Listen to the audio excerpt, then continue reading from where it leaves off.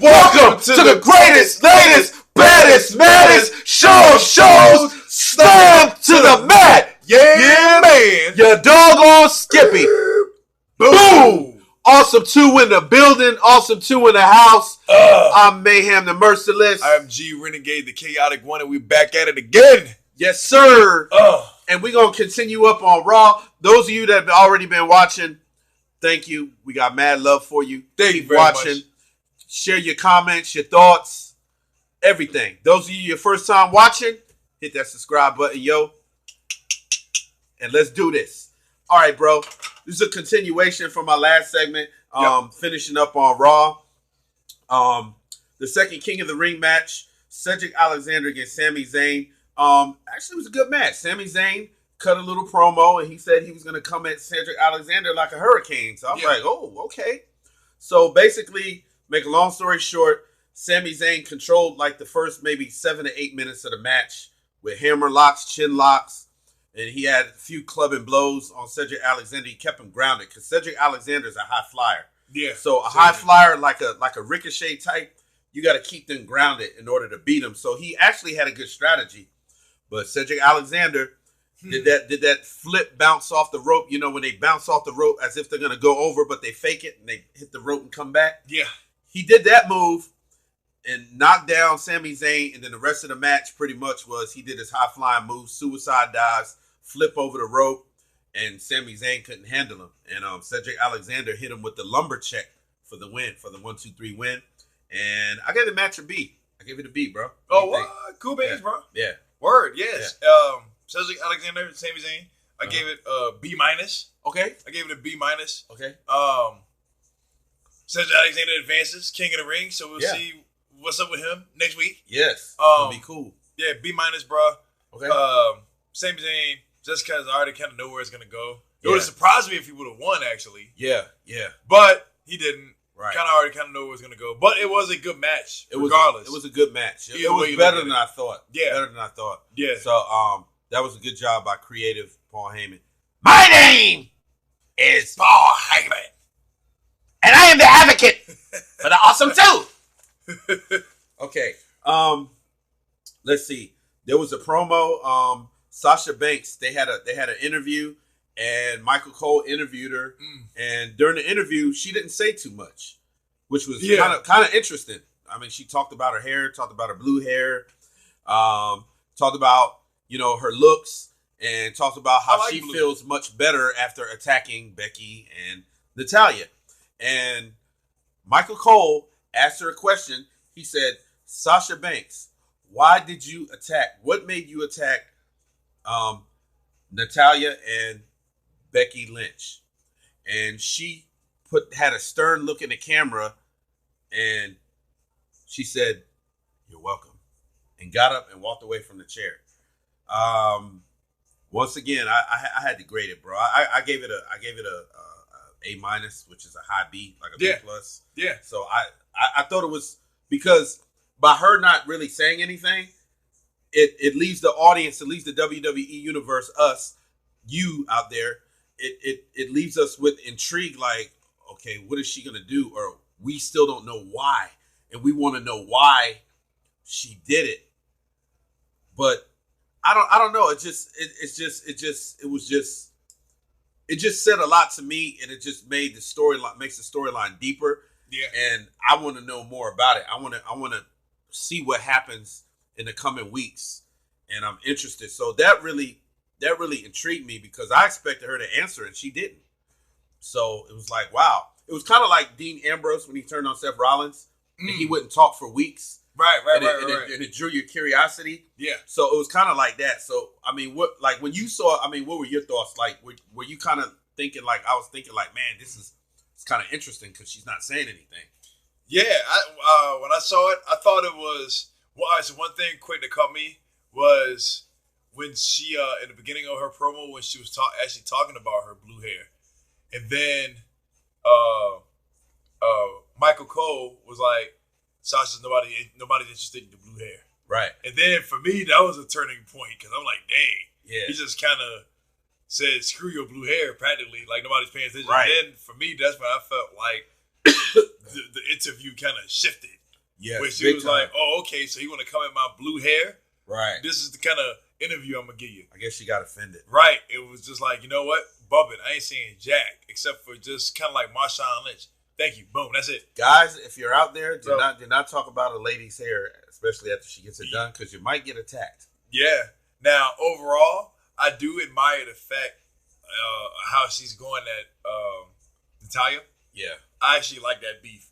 I didn't give it a grade, but I do like it. And Natalya cut a promo. She cut a promo Monday night, and she was trying to she couldn't understand why Sasha attacked her.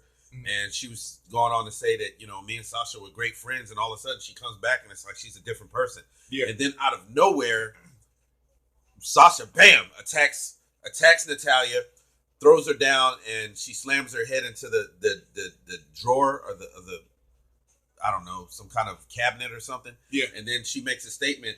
She goes, she goes, what did she tell her? Oh, she said, Natalya, go to hell and tell your daddy I said hello. And I was just like, wow, that's cold. Yeah. She said that, and I was like, oh man, this is a beef that's about to that just started. The boss is back. Yeah, the boss is back and everything. She's probably gonna have her rings ready to come across a bunch of, faces. Man, pretty soon, because she's officially back. The boss, Sasha Banks. Becky Lynch, the man, gave a promo, and that was an awesome promo. I mean, Becky pretty much said, let's see.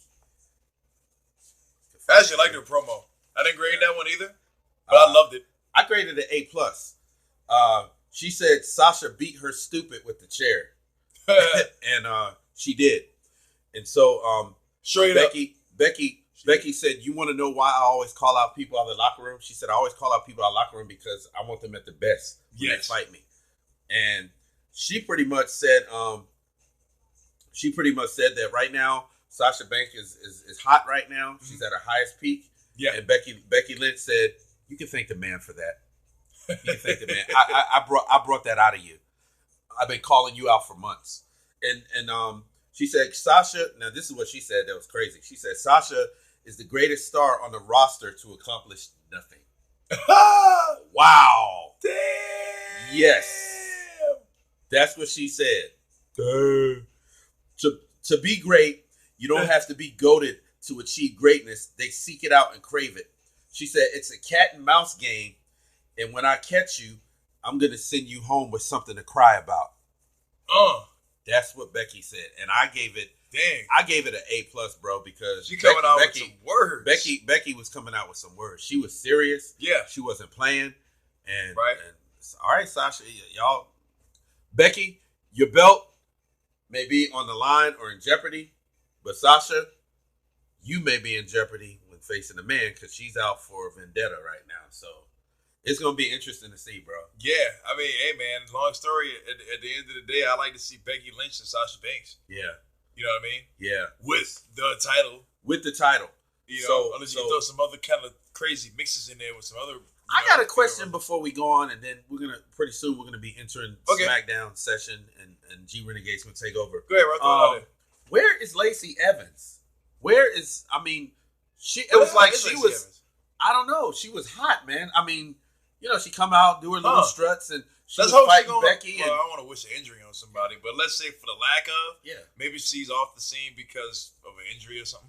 Yeah, I've seen after Extreme Rules, you didn't see her. Now that's been a couple months. Right, kind of the same with Baron Corbin until fairly recently. Yeah. That's just because of the King of the Ring tournament going on. Did they run away to the Cayman Islands? No, wait. I'm sorry. Lacey is married. Sorry, Baron. If you're Lacey Evans' husband, even marry him in the first place? First, he needs to marry an actual better character. But it's funny that he was gone and she was gone, but maybe they had time off or something. Yeah. But she's a talent, man, and when she comes back, I think she's gonna wreak havoc again. Right.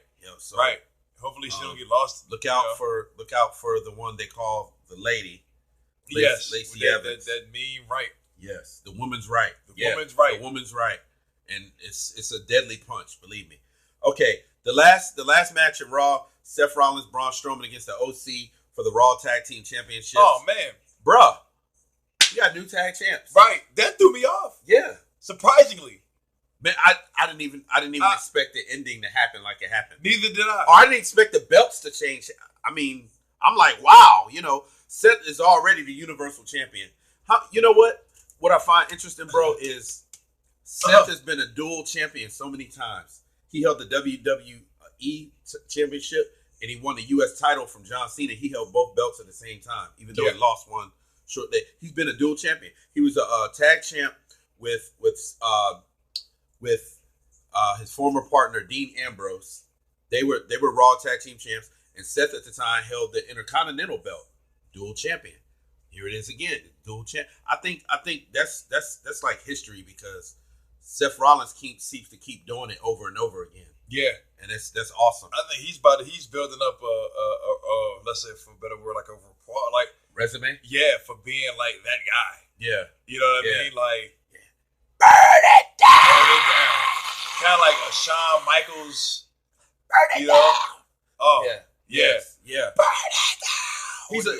He's a true rock star. I know I would say Shinsuke Nakamura is a rock star, but Seth Rollins to me is a rock star. I like how he twirls his belt in the ring. Yeah, he's definitely an A+ player in the game. Basically, what happened? If you missed the match, right at the end, Braun Strowman he power slams Carl Anderson, AJ Styles. Anderson's partner Gallows is out of the ring. AJ Styles comes in the ring to try to interfere as the referees count on 1, 2, and Seth Rollins comes out of nowhere and curb stomps AJ, and Braun Strowman completes the 1, 2, 3 for the win. That's how they win the belts. But the most intriguing part, we're about to go to SmackDown, y'all. The most intriguing part is they're holding the belts, they're celebrating, and Braun Strowman kind of slowly turns his head and he looks at Seth's WWE Universal Championship. And you already know that he's going to challenge for that belt. So something may happen next week or the coming weeks with the belts because they're tag team champions, but that belt is conflicting Braun Strowman, and I think that's going to mess up their tag championship reign. I don't think that there will be. And tag teams for so long. Yeah. And I think AJ Styles might craft something and use that to their advantage to try to get those belts back. So I don't count on them holding the belts. That's just my opinion. I don't know what you think about that, G. That's just my opinion. Yeah, I can't see them being tag team champions for too long either. Yeah, was not expect. I thought the match was great.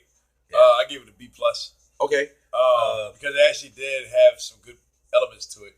I gave it an A+. Because of the unpredictability again, the surprise that happened at the end. And if they didn't win the belts, I would have gave the same thing you gave B+. Yeah. But it was just that surprising element at the end that we haven't been used to seeing on Raw in a while. And I thought it was great. Yeah. All right, I'm gonna turn it over to my brother G Renegade for the SmackDown. Yeah, man. You doggone Skippy. And here we go. All right. So guess what, everybody? We in the building for the other part of our segment. Man, Awwsum2 in the building. Yeah, baby. man. Yeah. SmackDown time. A lot of things going on. Guess what? We got King of the Ring coming up. Yes, sir. We got a good little load of matches on the SmackDown roster.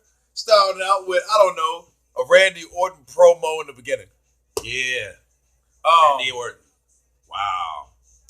I gotta be honest, man. Randy, he's on a warpath. Yeah, he's on a mission, bro. The WWE Championship. Randy Orton's won the belt. Was it 12 times already? He's a 12-time champion, I believe. Yes. He's a 12-time champion. Yeah. And he's been out of the mix for a while as far as a championship run. Yeah. So now I think he's like pushing the envelope hard against Kofi, and this battle or this feud is turning out to be real personal, bro. And, it's real interesting. As you've seen on Monday Night Raw, Randy Orton comes out of nowhere, RKO's all a New Day, and Revival jumps off the rope and hits Xavier Woods' leg, jacked his leg up. So, I mean, it's really, really getting really, really intense. What happened on the opening as Raw? Like, you know, our viewers out there, those that didn't see it, can you just walk through what happened? Exactly what happened? Oh no, this is where it gets bad. Because I actually missed some of it. You know what? I missed some of it. You know what? I did catch some of it. Yeah. And basically, Randy Orton gave a promo, and everything he said that Kofi was doing was stupid, or he made reference to Kofi being stupid.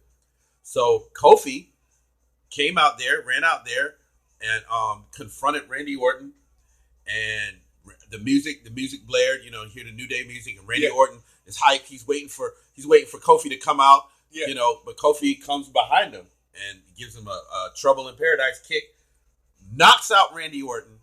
So Kofi Kingston bends down over Randy and says, "Who's stupid now, huh? Who's stupid now?" So he brought the anger out of Kofi practically. So he drags him to the corner. Yeah. He puts a chair on his leg because it's coming next. He wants to jump off and smash the leg with his chair smash his leg trapped in between the chair. Right. So before he can do that, the Revival come down, and Randy rolls out of the ring, and Kofi beats the Revival with a chair, and that sets up the New Day against the Revival later, and that's what happened. Oh. But I gave that segment an A, bro. Oh, okay. Yeah. Bet. Yeah. I mean, I can just imagine that this is going to be a pretty hefty rivalry. Yeah. I mean, shoot, I guess with all three, really. Yeah. So I'm guessing at this rate, obviously, it's going to set up Randy Orton and Kofi. Yeah. And then I'm guessing, obviously, the New Day and a Revival. Yes. So. Yes. I didn't give it a grade. Okay. Obviously, because I missed certain aspects of that promo. Okay. But just based off of, it was, hey, I take your word for it. Yeah. The best I can say now is, I want to see more of where it's going to go. Yeah. Overall, I wouldn't mind seeing Randy Orton be the champion a couple more times before it's finally over. And then, seeing Kofi Kingston be a champion maybe one or two more times later on, too, before he calls it quits somewhere down the road. Yes. But I guess overall, yeah, I love their rivalry. Yeah. Love what's going on between Randy and Kofi because of their past history that leads up to 9 years ago. They're both veterans in the ring, so they both know how to give us what we want. Yeah. Yes. Per se. Give me what I want. So I wouldn't even have a problem with Randy Orton beating Kofi Kingston because he's at least somebody that's worthy of people saying, yo, Randy Orton. Plus, he's one of my dudes. Yes. Straight up. And I love Kofi, too. So that's my take. That's my take on how I felt, at least with everything based around the promo. That's right. Randy Orton, he will be doing that. His victory, stance. His victory at some point, I can smell it. Yes. Because he's deserving of it. Yes. So that's pretty much my, Kofi, your belt is in jeopardy. Randy's coming hard, and I see it. Yeah, he's the Viper, man. He's the Viper. I mean, he comes forward and takes it. I'm not going to be mad at him at all. You know what I mean? Kofi, at least at this point, proved he is a fighting champion. Yes, he did. So why not give Kofi a chance somewhere later on, too? In the meantime, I'm going with Randy. Okay. Yeah. Okay. I'm going with Randy. I think Randy Orton will eventually get the belt from Kofi Kingston. I don't think Kofi's going to hold it too much longer. Yeah. And I think that later on, Roman Reigns may re-enter the championship. Can't forget about Roman. Picture. Right. So I see that coming. Yeah. Because Roman is still one of the A+ players in the game. Yes. You know what I mean? You can't just bounce him out. Yes. Without him being somewhere sniffing around. He will be back in the championship chase. It's a matter of time. Mark this. Maybe a Roman Reigns, Randy Orton feud. That would be awesome. Hey. I would look forward to it. I love the big dog. Right. So would I. I'd be looking forward to a match like that. Yes. Bam. That's right. Hit it with that Superman punch. Superman punch. Fire. Superman punch versus the RKO. So next, bro, was Andrade versus Apollo Crews. Oh, another King of the Ring match. I gave it a B+. Andrade with the win and the advance over Apollo Crews. Yes.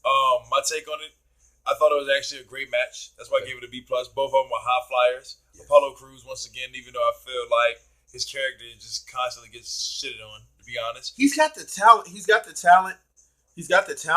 but it's like it's a missing element. It's like he needs a mentor in his corner that's championship caliber. Yeah. Or it's like you said, he just has the smiley face persona. He doesn't have a killer instinct. Yeah. It's like he does a move, but he doesn't continue it, and that's when he gets himself in trouble. Yeah, like with Apollo Crews, I feel, bro, like he just needs something that brings more of him out. You know what I mean? Something that, or else he's just going to continue to always be that guy who has the nice physique and smiles and can put on a show in the ring because of his wrestling ability. Fist bomb. I gave it a B+. Same thing. Boom! Yeah, man. Yeah. Hell yeah. So we touched down on that one. B+. Yeah. Yep. And real quick, as far as Andrade, I like Andrade too. So in whatever direction they can push him that works best for him, I like to see that. I think it's going to boil down to Andrade on SmackDown and probably Drew McIntyre. That would be a hell of a match. I can see that. Drew McIntyre against Andrade.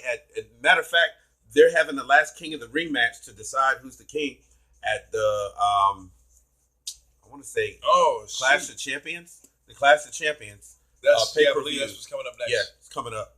And man, bro, that would be an A+, match. To me. That would. I'd take that. I would take Drew McIntyre versus Andrade because they're both vicious. Mm-hmm. And then, like I said before, and I say it again, Andrade has that dangerous element. It's Zelina Vega. Yeah, she always is a factor in the match, and she would even play a factor in that match. Right. So I'm just excited to see who the King of the Ring is going to be. Yeah. A lot of people are picking Drew McIntyre. Yeah, but I think Andrade is going to be a tough out though. Yeah. So that's it on that one. Bam, I'll take it. Yeah. And I'm with you on that too, Drew McIntyre. Yeah. I would probably say Andrade. I forgot a couple of others who were in that mix on the SmackDown side of stuff. Go back to that a little later. I forgot. You talking Elias? Elias and KO. They had a match. Later. Which I would not put Elias as a one person that would be even winning the King of the Ring at all. So my name is Elias. Right. Hey, still walking with him though. Still walking with him. Who wants to walk with Elias? Right. He's 24/7. We don't. I ain't walking with Elias. I ain't walking with Elias at 7-Eleven. Yeah. Dan Bryan versus Buddy Murphy. Buddy Murphy with the win. Wow. Buddy Murphy beat Daniel Bryan. And Buddy Murphy beat him straight up. Straight up. 1, 2, 3. No cheating. No nothing. He's the former 205 Live Cruiserweight champion, by the way. And that's crazy. I had no idea who he was. He gave a heck of a match against Roman Reigns last week. Which shocked the hell out of me. And he almost beat Roman on a few occasions, numerous occasions. So this guy that's crazy as crap. Is a star. He's a star. I don't know if Daniel Bryan is his first major win. Yeah. Because I didn't follow when he first came. Yeah. But that's a major win. I would say that it might be his first major win. I knew nothing of Buddy Murphy up until I saw him in the match with Roman Reigns, which I thought Roman Reigns was going to crush him, and he didn't. It actually turned out to be a good match. He's got a good physique, strong physique. Yeah. And he has a heck of an aerial attack, as you saw. Yeah. As you saw. So I'm starting to think to myself, this guy is a bona fide star. And he beat Daniel Bryan straight up. Beat Daniel Bryan, the submission specialist. Yeah. Himself. A former WWE champion. A former WWE champion. Like, this is Daniel Bryan, an A+ player in the game. And Buddy he had this move called the Murphy's Law. Like you headlock him. Yeah. And then you grab his leg and then you just like kind of reverse it. They call it Murphy. That was the same move that he used to defeat Daniel. Right, yes. Yeah. You're right. So this shocked the hell out of me. This guy is going to be a surprise moving forward. I already see it. Yeah, I would. Hey, I like to see more what he got. Yeah. So far, so good. I can see a U.S. title or Intercontinental title on him in about 3 or 4 months' time. Yeah. As long as he puts him in the right way. I get him at A+. That's the actual only A+ I gave. I gave it as an far A+. as I reconcile. It gets atomic bomb. Boom! Yeah, man. I gave it A+ because it shocked me. The match was back and forth. They both performed good. Yeah. I like what gives me a reason to put an A+ is because I like unexpected things in matches, and I like matches that have some consistency. Yes, and it had all that. It had all that. It had all the elements to it. Yeah, so that was great, bro. The only thing that would have really blew me off the roof was if the match had meant something, like a title on the line or something that had even more extra. Like, oh my god! I wouldn't mind seeing a rematch. I wouldn't mind seeing a rematch actually. I would take a rematch. Yeah, I'd take a rematch. Yeah, Daniel Bryan versus Buddy Murphy, surprisingly for me. Because you know how some matches they show them over and over, people wrestle the same person weeks in a row, but this would be one match I wouldn't get tired of seeing. Yeah, I'll take one more. Matter of fact, if they wrestle next week, I'm looking forward to it. Yeah. Boom. Next was the Revival versus Heavy Machinery. Oh, wow. Yeah. Revival against Heavy Machinery. Wow. Yeah. I didn't watch too much of that match. I caught like bits and pieces of it. Yeah. Heavy Machinery didn't seem like they were hot like they were when they wrestled Daniel Bryan and Rowan. Yeah. They didn't seem like they had that same fire. Yeah. But I may be wrong. Maybe you saw the whole match. I didn't see the whole thing. Well, I got to be honest, bro. All right, so I gave the match a B-. Okay. Heavy Machinery got the clean win. Okay. And they actually did not look bad. Okay. They didn't look bad. Okay. They had the crowd. I gave it a C+ because I didn't watch the whole thing. Okay. Yeah, I would have. Yeah, a C+ wouldn't be bad either. Yeah. Honestly, to be honest with you, that's not a bad. Yeah. C+ a low. Because we just saw the Revival just last week. Yeah. You know, so now it's like, all right, well, where are they gonna go? Because now they were doing their thing with Randy Orton. Right. Then it won't like they came out with Randy Orton when they went against Heavy Machinery. Right. It just happened to be a regular tag team match. Right. Like we haven't seen Heavy Machinery since last week, or I think maybe even the week before that. I think it's been a couple weeks. And then it just come out of nowhere. Yeah. Because it did have some crowd hype to them. Right. And they did get the clean win. And they did have a good match because it was actually back and forth. Right. So that's why I gave it a B-. Okay. Outside of that, it didn't seem like it led to anything. Right. Because the Revival are going against the New Day. New Day, yeah. And we're still waiting to see where Heavy Machinery is going to go. Right. After, I guess, the Revival and the New Day feud, or they're going to be in the triple thread. Let's see where it's going to go. Right. But other than that, I gave it a B-, bro. Okay. Yeah. Okay. Cool. So that's that. Nothing other significance with it. Okay. Next was Miz. Yep.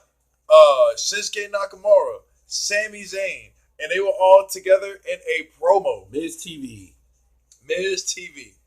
Welcome to the greatest, latest, most. No. Welcome to the most must-see television show, Miz TV. Bruh, I am confused. Off of my rocking chair. I'm confused. What's confusing? I actually gave this whole entire segment a D. Wow. A D flat. Wow. Yep. You mean the entire show, or you mean this Miz segment? The whole thing. Everything that involved Miz, Shinsuke, Sami Zayn. I didn't get the Sami Zayn thing. Sami Zayn with Shinsuke. I mean, where in the world did that come? That sound like somebody. They pulled somebody from the crowd and they wrote the promo, because what in the world does Sami Zayn have to do with Shinsuke Nakamura? And why would Shinsuke listen to somebody that's been losing their matches? I don't get it. Yeah, I don't either. I'm lost. D-. All the way around, I'm lost. Mayhem's grade, D-. Yeah, I'm lost. I'm lost in every aspect of any of that promo.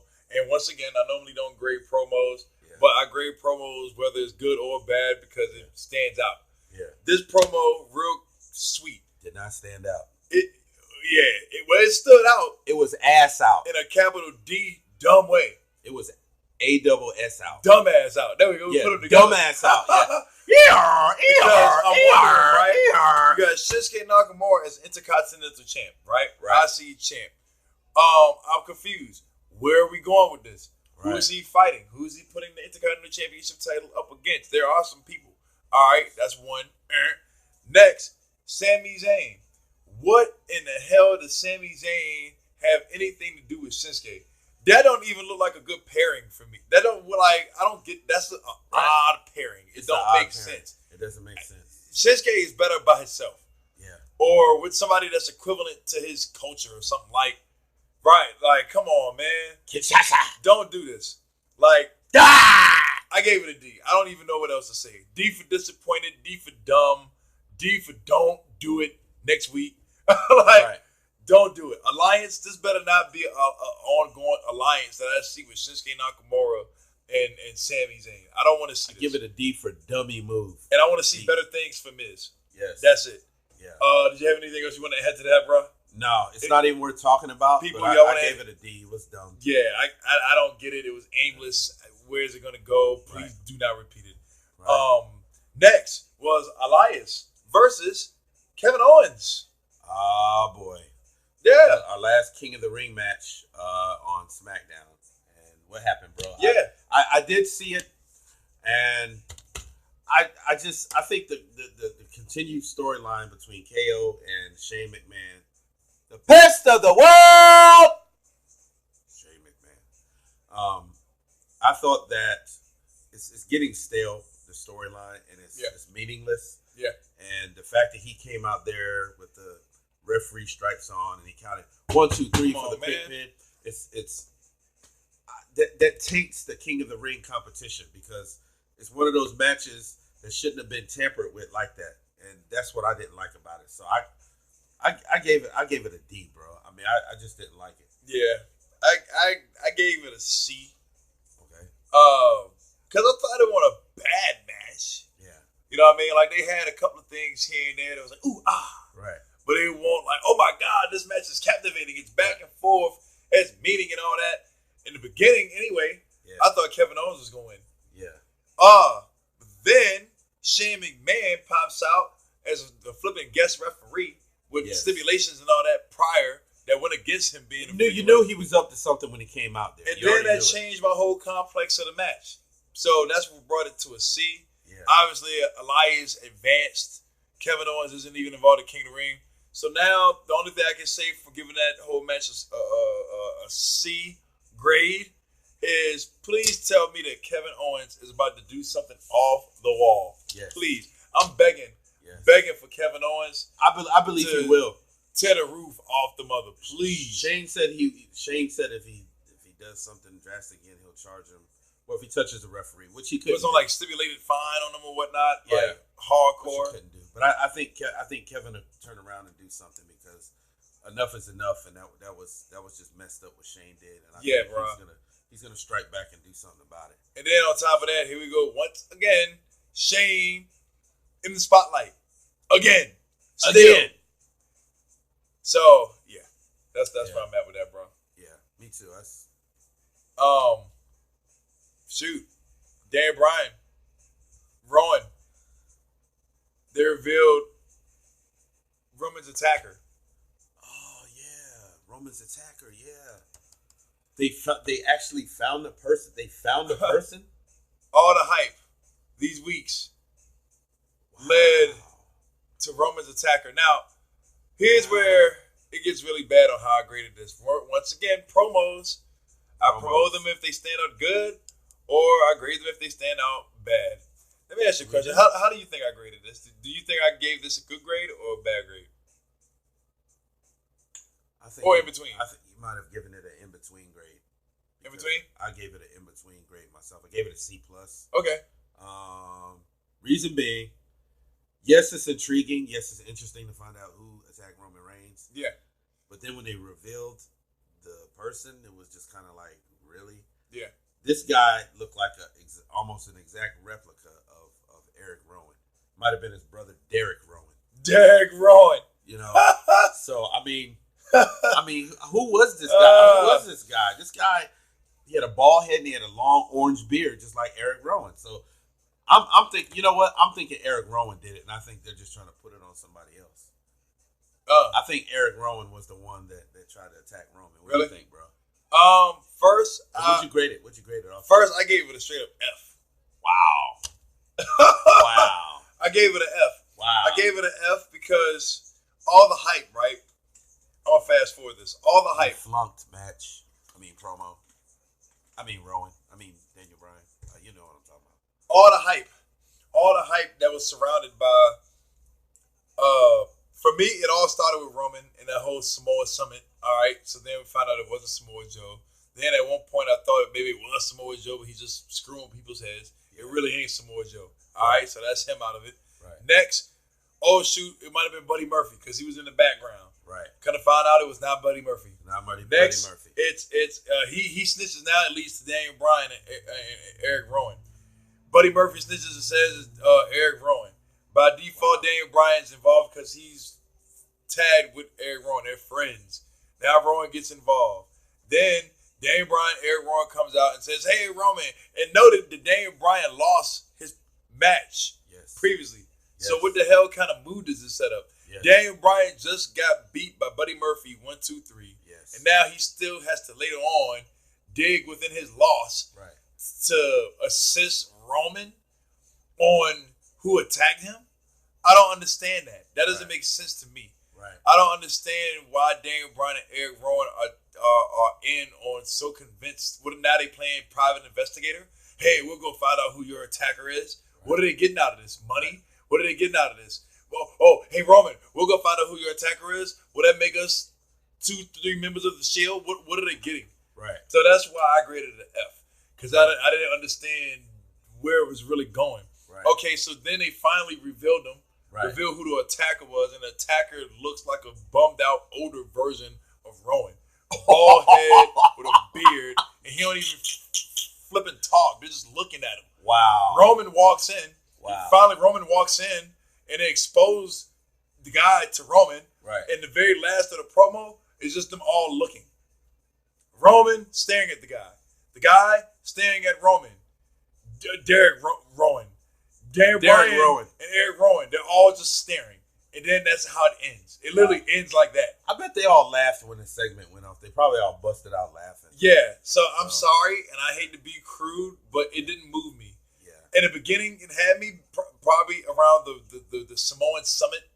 Yes. Beginning of how it all panned out with who's attacking Roman. Yes. But then when it panned out to that, I was like, what the hell type of storyline is this? Wow. What was the intrigue? It is kind of weird. It's just like it had me, then immediately lost me. Wow. Yeah, because now what's going to happen next week? Where's the storyline going to go? Right. Is Eric Rowan impersonator? Is he supposed to be a wrestler? Right. Is Daniel Bryan still going to fight? Now, what was Roman Reigns going to say? Right. What is it going to lead to? Is it going to lead to a feud? Is it going to lead to a championship? Right. So I'm sorry to drone on, bro, but I'm just trying to throw so many points out. Yeah, I understand. That lead me to why I dropped that F-bomb. Because I'm like, the storyline sucks now. It does. Because I'm thinking maybe it's a wrestler. See, even if it was a wrestler, what wrestler would align themselves with Daniel Bryan and Eric Rowan to be like, let's go after Roman? Yes. Like, you got to have some kind of reason on why what makes you so special to have done all that to Roman Reigns. Right. Are you a former Shield member that didn't get to join? Or I'm just being funny about it. You know what I mean? Right. Like, what's the whole story? And you come up with that? Right. An Eric Rowan imposter that looks like a bum? That's kind of corny. That's kind of corny right there, and it just doesn't. You know what I mean? It doesn't bring any intrigue to the storyline. It kind of makes it weird. So it's almost like Eric Rowan is framing his own brother, basically. My final grade. I don't know if you're done, but the final grade that I voted for SmackDown was a C+. Yeah. I still think there's something missing with Eric Bischoff with the creative. I don't know what it is. Yeah. But it's just something that's not quite there. It's something that's not quite clicking. Raw is clicking right now. I like what Raw's doing. Yeah. SmackDown, it's something kind of lacking there. Yeah, I feel like SmackDown is trying to figure out their way. And I'm saying this, I gave them a C+ too. Yeah, C+. Hate to feel, bow. Yeah. Hype about a C+, but you gotta be fair, being honest. Why? Because I put some things, bro. I noted some things. Yes. Amongst my eye watching. I noted that there were a couple of no appearances. Yes. No appearances by the New Day. Yes. They weren't on SmackDown. Yes. Not that I saw. And they the tag champs, right? Yes.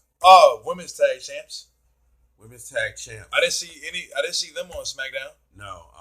Alexa Bliss and Nikki Cross were not on there. Yeah. There was a moment of bliss.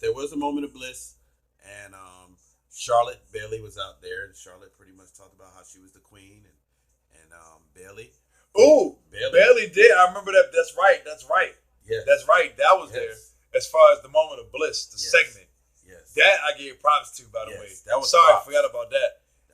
Saw a side of Bayley that seemed a little bit more aggressive when she gave Charlotte Flair a little push, like, by the way, Yes. So we got that feud, but that was really it, man. And I didn't give that a grade either, just because I didn't grade it either, but I enjoyed the segment. I thought it was intriguing going forward how that's gonna Bayley Charlotte, y'all. Bayley Charlotte feud.